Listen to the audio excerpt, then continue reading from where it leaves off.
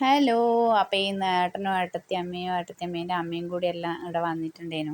അപ്പം ഞാൻ വീട്ടിൽ പോയി വന്നിട്ട് 1 മാസം ആകുന്നതേ ഉള്ളൂ. പക്ഷെ അവരെ കണ്ടു നോക്കുമ്പോൾ ഞാൻ 1 വർഷമായിട്ട് അവരെ കാണാത്ത പോലെ തന്നെ ഉണ്ടേനു. അപ്പോൾ വരുമ്പോൾ എനിക്കൊരു ഫയലും പിന്നെ ലച്ചുവിന് കുറച്ച് കളിപ്പാട്ടവും പിന്നെ തേങ്ങ അതുപോലെയുള്ള സാധനങ്ങളെല്ലാം കൊണ്ടുവന്ന് തന്നിരുന്നു അവർ.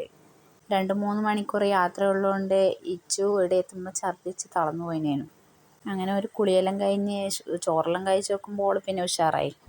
2-3 മണിക്കൂറേ ഉള്ളെങ്കിലും പിന്നെ അവർ ചോറെല്ലാം തിന്ന് കുറച്ചിരുന്ന് വർത്താനെല്ലാം പറഞ്ഞ് എല്ലാവരും വട്ടത്തിലിരുന്ന് ചായയെല്ലാം കുടിച്ച് ആ കുറച്ച് സമയം നമ്മൾ അടിപൊളിയാക്കി. പിള്ളേരെല്ലാം കളി. എന്നെ ഷൈജു 1 മാസം കൂടുമ്പോൾ എന്തായാലും കൊണ്ടുപോകും വീട്ടിൽ. അവരിവിടെ വന്ന് കയറിയത് മുതൽ സമയം പോകുന്നതേ അറിയുന്നുണ്ടായിട്ട. പിള്ളേരെല്ലാം ഭയങ്കര ഹാപ്പി. അങ്ങോട്ടും ഇങ്ങോട്ടും കളിയും തിരക്കുവേനും. ഇച്ചുവിന് പോവാനേ മനസ്സില്ല. ആൻറ്റിയും കൂടി വാവാന്ന് പറഞ്ഞിട്ട് ഇങ്ങനെ വിളിക്കുന്നുണ്ട് എന്നെ. അപ്പോൾ വീഡിയോ ഇഷ്ടമായ സബ്സ്ക്രൈബ് ചെയ്ത് സപ്പോർട്ട് ചെയ്യാൻ മറക്കല്ലേ. പുതിയൊരു വീഡിയോ ആയി നാളെ കാണാൻ. Tata bye bye, see U.